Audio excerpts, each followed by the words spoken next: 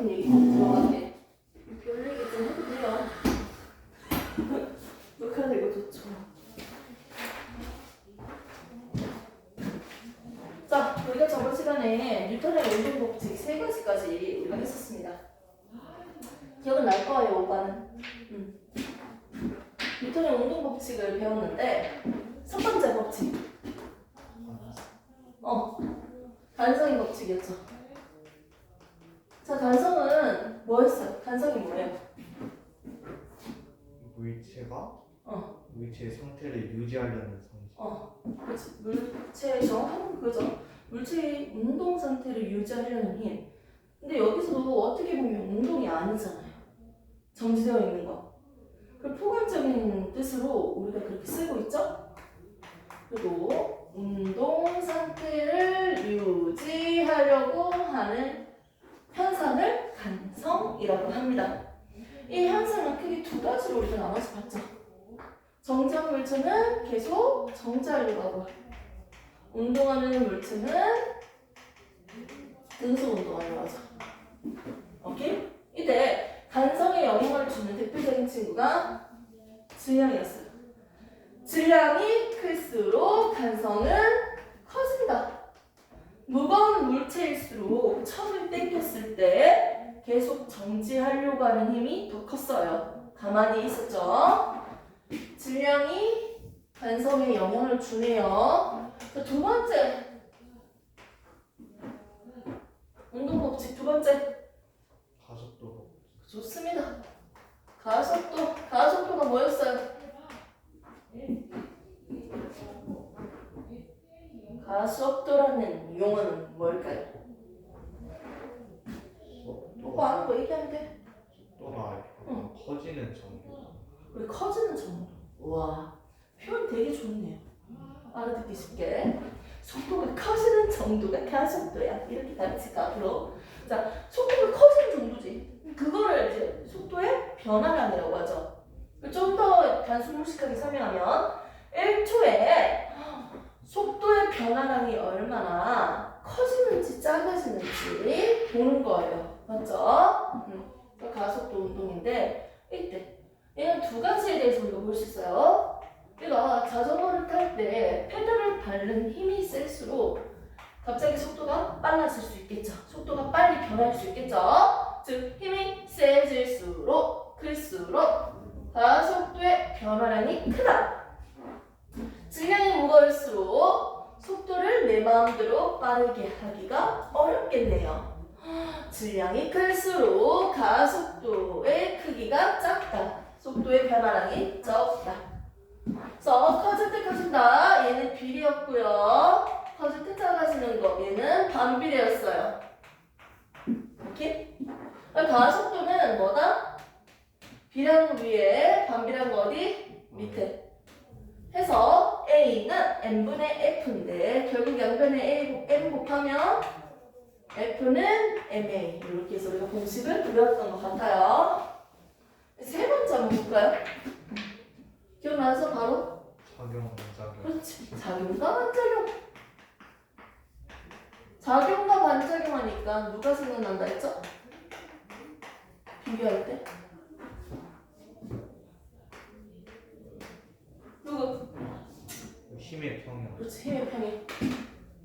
얘들은 공통점이 3가지가 있죠. 그 조건들이 똑같았잖아. 사실. 안 그래? 한 물체에 대해서 그림을 그리면 손바닥으로 벽을 때리는 거. 이게 있었고요. 한 물체를 양쪽에서 밀었을 때. 맞죠? 이렇게 보면 되겠네요. 자, 3번째. 얘들의 공통점은 뭐였습니까? 힘의 평형이 돼야 되는 조건. 작용과 반작용 조건. 첫 번째, 2번째, 3번째가 있어. 첫 번째. 양쪽의 힘이 같다. 그렇지. 힘의 크기는 뭐다? 같다. 2번째. 두 힘의 크기가 같고 힘의 뭐다? 방향이 반대다. 서로 완전 180도 반대 방향. 자, 그 다음에 세 번째. 작용점이 있는 작용선이. 같은 작용선에 작용점 두 개가 있잖아요. 오케이? 작용점이 같은 작용선상에 있습니다. 오케이? 자, 그런데 차이점이 있었어요. 차이점 뭐 있어요? 힘점이 작용 반작용은 다른 물체에 나눠져 있고 힘점이 다른 물체에 서로 물체점. 손이 미는 힘점은 어디다? 벽. 벽을 미니까 벽이 작용점이야. 그럼 벽이 내 손바닥을 밀잖아. 벽이 밀고 있는 변이라고 적혔네? 벽이 밀고 있는 작용점은 어디야? 손바닥이죠. 서로 다른 물체에 힘점이 있으면 작용점이 있으면 작용 반작용. 그렇죠. 너무 잘했어요. 자, 힘의 평행은 한 물체 위에 작용점이 두 개가 다 있어요. 그렇죠. 한 물체의 작용점이 두 개가 다 있어요. 안 적을 거야. 이해하세요? 이렇게 해서 우리가 저번 시간에 배웠던 운동 법칙 세 가지를 복습을 해봤습니다. 그럼 이제 나올 거는 그 뒤에 있는 내용을 할 건데 책도 책대로 펼치지만요. 책은 지금 몇 페이지예요? 운동 법칙 다음에 운동량과 충격량 할 거거든? 페이지 몇 페이지? 98페이지. 58페이지? 98. 98? 오케이. 고맙습니다. 지금 책이 없어가지고. 자, 98페이지. 자, 98페이지 제목이 뭐예요? 역학적 시스템과 안전. 역학적 시스템과 안전이라고 해서 거기 안에 여러 가지 힘들이 쫙 나왔죠. 그리고 거기서 나온 내용 중에서 우리가 지금부터 이제 다뤄볼 내용은 운동량과 충격량을 이제 시작을 해볼 거예요. 프린트물도 있습니다. 넘기시면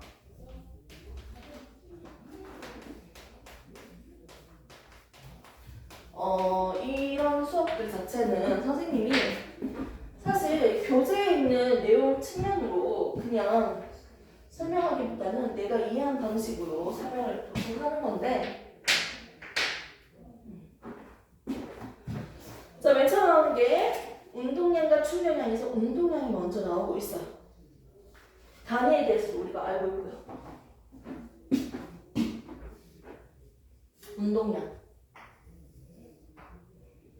운동량이 뭐예요? 운동량. 선생님 항상 이제 프린트물 만들 때 그 밑에다가 정의를 같이 적어놔. 보시면 되죠. 운동량 뭐라고 적혀져 있어요? 운동 정도를 나타내는 물리량. 물리량이죠. 운동 정도를 나타내는 물리량이다. 그러면 선생님이 20km/s로 뛰는 거랑 10m/s로 뛰는 거랑 언제 운동량이 많은 것 같아? 20m/s. 그렇지. 더 빠르니까요. 미안. 내가 속도예요. 속도가 더 클수록요. 속도의 크기가 더 클수록요. 운동을 졸라 많이 했네. 운동량이 많아요. 운동하는 양을 물리량으로 표현했다고 했잖아요. 그리고 질량이 적은 친구보다는 많은 친구가 같은 속도로 뛰었을 때 칼로리 소모가 작살나네. 운동량이 많네. 살 빼기 위해서 대낮에 어떻게? 패딩을 입고 여름인데도 패딩을 입고 양쪽에다가 생수병을 들고 걸으면요 훨씬 더 운동량이 늘어나요. 맞지? 그 질량을 더 늘려주면 어떻게 준다? 운동량이 늘어나겠죠.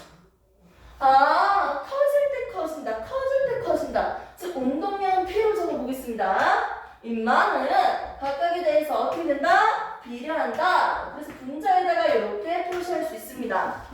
MVP가 뭔지 알아요? 되게 익숙하죠? 네. 그래서 외우기 너무 쉬웠어요. 외울 게 사실 몇 개 없잖아요. 맞지?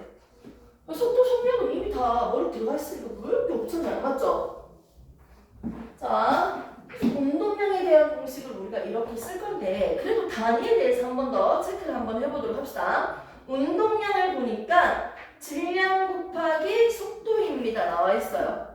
그럼 운동량의 단위는 뭘까요? 라고 했을 때 먼저 질량의 단위는 뭐예요? 당연히 킬로그램. 자, 속도는요, 미터 퍼 세컨드죠. 원래 방향까지 있는데, 이거 두 개 곱했어요. 어떻게 될까? 분자 있는 것끼리 곱해지니까. 그대로 하면 되잖아요. 오케이? 분모 있는 거 그대로 세컨드. 됐습니까? 이렇게 운동량의 단위를 이렇게 적을 수 있겠네요. 이렇게 해서 기본적으로 공식에 대해서는 간단하게만 그냥 풀었고요. 이제부터 본격적인 내용에 대해서 좀 한번 해보도록 합시다. 운동량은요, 속도가 있죠. 속도는 방향이 있으니까 운동량도 뭐가 있습니까? 방향이 있다는 거예요. 플러스, 마이너스라는 게 있겠네요. 됐습니까? 자, 그런데 지금 여기에 있는 그림을 보시면 테니스공이랑 럭비공으로 지금 나와 있어요. 질량이 누가 더 커요? 럭비공. 그렇지, 테니스공이 더 조그맣잖아. 근데 속도의 큰 비교.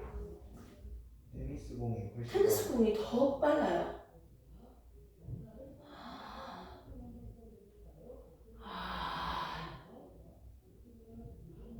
얘들은 운동량은 서로 똑같아요. 맞지? 네. 근데 얘들은 운동 방향은 당연히 속도의 방향은 똑같을 수밖에 없는 거고요. 얘가 오른쪽이어서 플러스면 운동량이 뭐가 된다? 플러스가 될 수밖에 없는 거예요.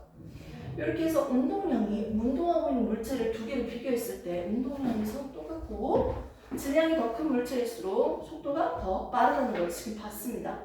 밑에 나와 있는 개념 충격량. 선생님 지금 뭐예요? 국어 시간이요? 네, 국어 시간이에요. 맞잖아요. 용어 정리. 그냥 진짜 수업도 아닌 이상한 수업 한번 해보고 그리고 설명을 바로 해드릴게요. 충격량은요, 충격받은 양. 갑자기 헛소리 할 뻔했어요. 내가 헛소리 해도 되나? 하면 내가. 알아서 들으세요. 제가 이건 개그는 아니지만 오빠는 언제 충격을 받아요? 이 충격과 그 충격은 다르지만 정신적인 충격은 언제 가장 강하게 받아요? 게임 말렸을 때. 미치. 게임 진짜 잘 되고 있는데 스위치 부셨을 때? 그런 느낌인가요? 뭔가 그런 충격적인 게 있잖아요. 혹시 교통사고 조그맣게라도 난 적 있어요? 네. 휴증이 있었어, 오빠는? 아니요. 없었어? 네. 그냥 뒤에서 접촉 사고 난 거라서. 쌤도 택시를 한번 탔는데 뒤에서 다 본 거야. 진짜 살살 나왔거든? 그럼 뭐 이렇게 되길래 그렇구나. 그리고 택시 아저씨가 심지어 교통사고 때문에 시간이 딜레이돼서 돈이 더 많이 들어왔는데 돈을 다 받더라고. 그리고 아무 얘기를 안 하더라고. 그래서 내가 그 사진 찍어놨어요. 그 간판 뒤에 번호판. 내가 휴증 있으면 이제 청구해야 되니까. 그 다음날 겁나 아프더라고. 온몸이 막 쑤시듯이. 신기하더라고요. 이제 별거 아닌 것 같은데. 이렇게 무슨 헛소리가 많은데요. 충격량이에요. 충격량이 뭐냐면 내가 받은 충격의 양이야. 무슨 개소리냐. 충격을 받았는데 자동차가 겁나게 세게 달려왔어. 똑같은 질량인데도 세게 달려오면 뭐가 커져요? 얘가 가지고 있는 운동량이 커져요. 맞지? 얘가 처음에 가지고 있던 운동량으로 막 세게 달리고 왔어. 그리고 나중에 어떻게 돼? 부딪히고 얘는 정지돼요. 운동량이 뭐가 돼? 0이 돼요. 근데 속도가 위에서는 20m/s인데 20 되게 좋아하네. 밑에 있는 거는 10m/s야. 근데 운동량 봐봐. 똑같은 질량인데 이쪽으로 하고 있으면 운동량이 누가 더 커? 위가 더 크잖아. 네. 근데 얘 두 번째 트럭을 박았을 때는 얘 정지했어. 얘도 0이 됐어. 나중에. 자 봐. 이 처음에 있던 운동량 어디로 사라졌어? 사람한테. 그렇지. 내가 받은 충격량인 거지. 운동량의 변화량은 뭐로 간다? 사람한테 충격량으로 가는 거예요.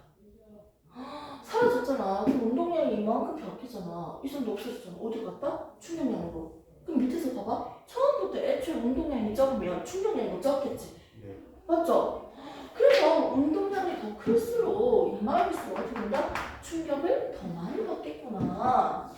오늘 배우는 내용 핵심은 이거입니다. 운동량과 충격량에 대해서 이제 얘기를 해볼 건데 충격량은요. 야 임마! 오 잠깐만. 욕심 안 흘리죠? 내가 생각하는 그런 느낌이 아니었어. 뭐 퐁! 이런 느낌이 있을 줄 알았는데 공간이 없이 매우 밀도가 높네요.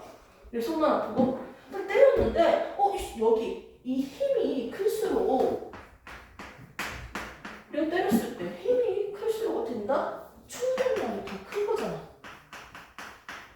맞죠? 이 물체가 그냥 막말로 때렸을 때 그 힘이 있을 거 아니야. 이 힘이 클수록 뭐가 됩니까? 충격량이 크잖아요. 충격량의 힘이니까 얘는 뭐라고 하면 될까? 충격력이라고 하면 되죠. 그리고 내가 1초 동안 맞는 것보다는요 10초 동안 계속 부딪히는 게 더 아프지 않겠어요? 이거 좀 의미 없는 얘기다. 선생님이 예전에 초등학교 때 공부를 못하거나 많이 들으면 선생님이 그 몽댕이로 엉덩이를 이렇게 때렸거든? 필요하게 출신인데? 근데 이런 얘기를 하시더라고. 때리면 안 돼. 하나도 안 아픈 거야. 애들 다 울고 있는데. 나 몽댕이로 왜 하나도 안 아프지? 소리 겁나 컸는데? 근데 그 선생님 말로는 몽댕이로 때릴 때도 아프게 때리는 방법이 있고 안 아프게 때리는 방법이 있대요. 안 아프게 때리려면 뻥 하고 이렇게 때리면 된대요. 아프게 때리려면 끝에 살짝 눌러줘야 된대. 뿡 눌러주면 된대. 시간을 길게 하면 된대요. 그럼 더 아프대. 충격량이 더 커지는. 시간이 어떻게? 때리는 동안 충격받은 이 시간이 길수록 뭐가 커진다? 충격량이 커진다고.